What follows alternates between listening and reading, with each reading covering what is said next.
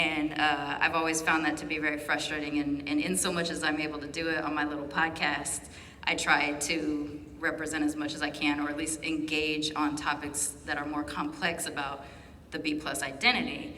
With all the things that all of us are doing on stage, because we access at different points, what is something within B+ representation that you found, even if it's a nugget and was just terrible in every other way, but there's a little nugget? What types of things have you found in media where you've gotten a chance to see yourselves and or just that identity in some way, shape, or form?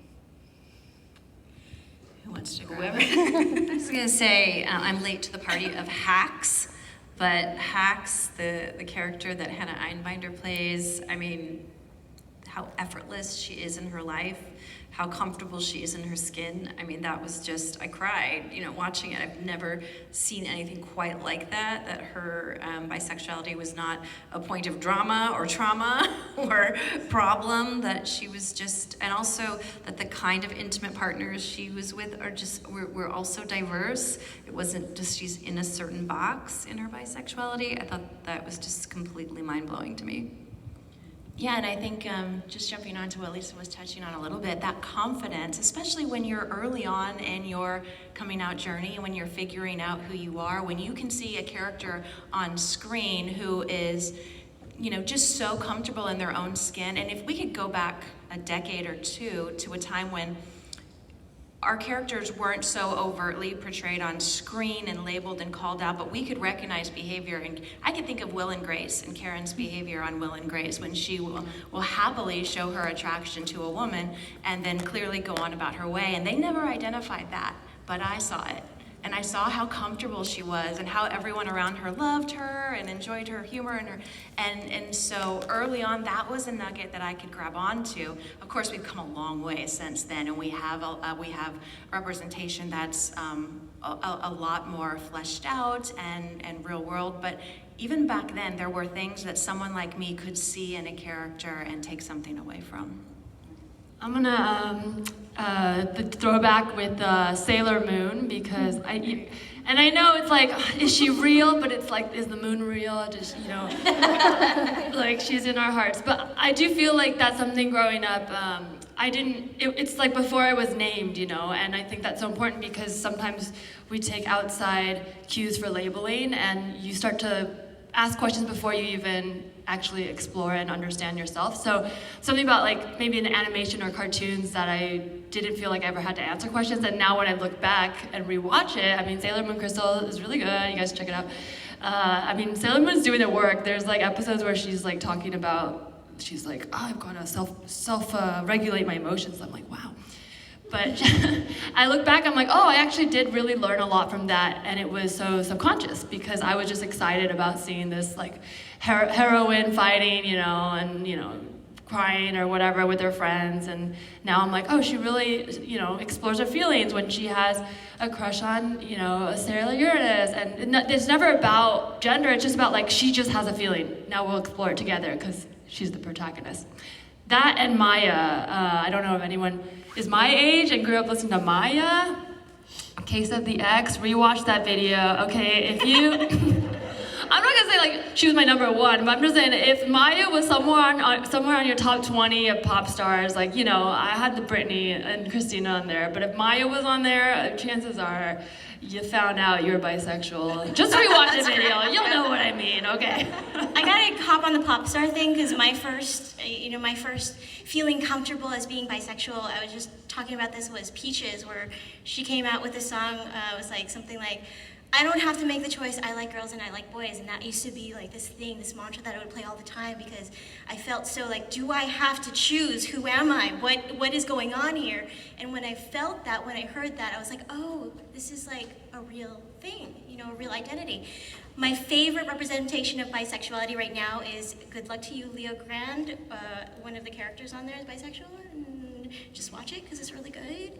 And then like early representations of bisexuality in the media, I actually love hearing when the actors themselves are bisexual. So I latched on to like Angelina Jolie and Anna Paquin and all of their characters in my head that they ever played were all bisexual after I learned that. So That's funny because there's a lot of characters that I always think like, oh, they're bisexual. They're definitely bisexual, and you just have this fantasy backstory that involves everybody that they've encountered at some point. And you're like, yeah, And it's so much better than yeah, this is way better that way.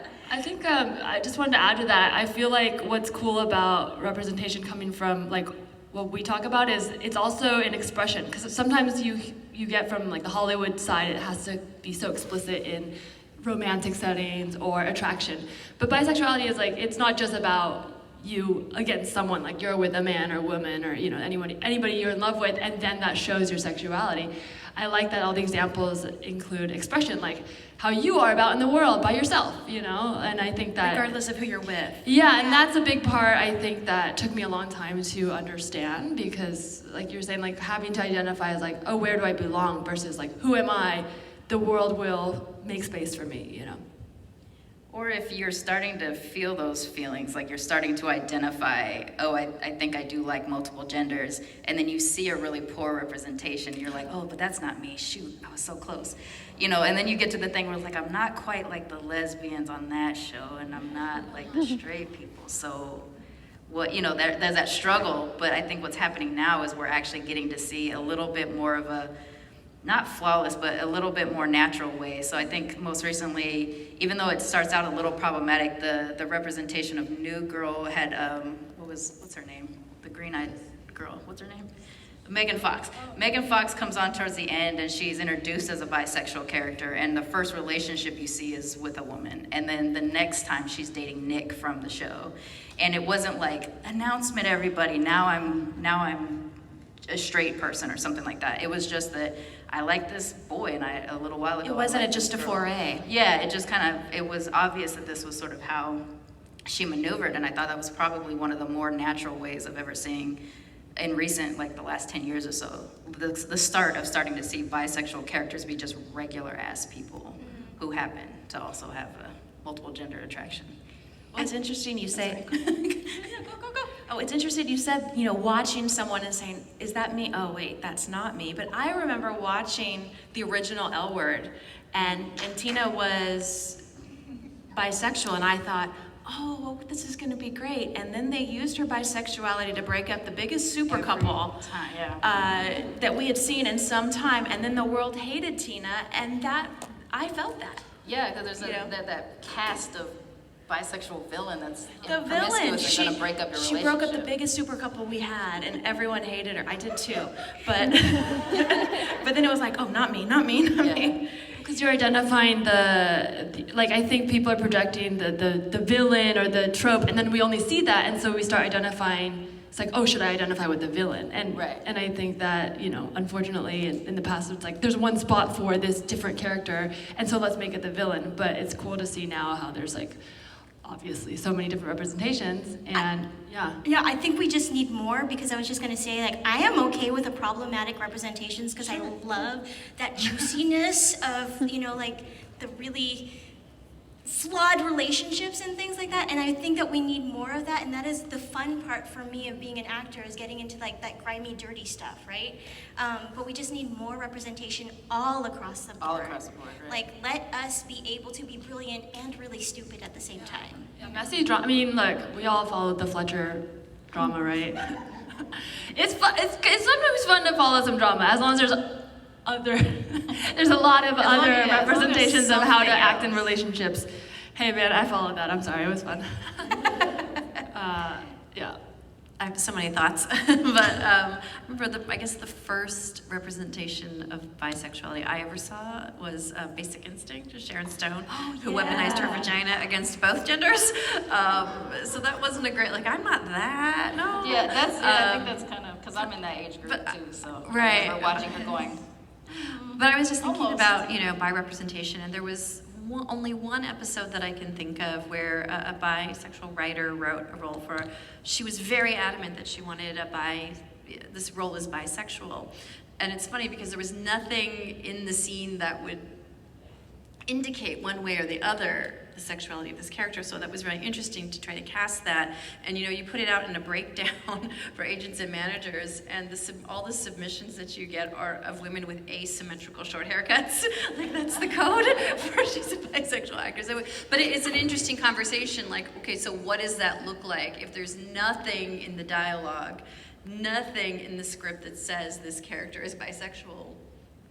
What does that mean? And I think that it makes me think about the erasure of bisexuality in the world, in media, in film and television, because how do you identify that? It can only be through trauma or drama, right? Where you're dating one gender and then you break up and then you see this character date another gender. That's the only way to identify that person as bi, if there is drama. Right. Yeah, I think that's why this new phase of trying to represent people in whatever their real life, everyday life is supposed to be like I know that there's just random times I say something that will make someone go, "Oh, are you gay?" And I'm like, "Not all kind, sometimes." Like that, because I didn't have language before. They didn't give us language that we could kind of experience. So you'd have to describe yourself in sort of this half gay, half straight type of thing. But now with TV, you can go off of vibes. I would say a version of that for me is the X-Men animated series.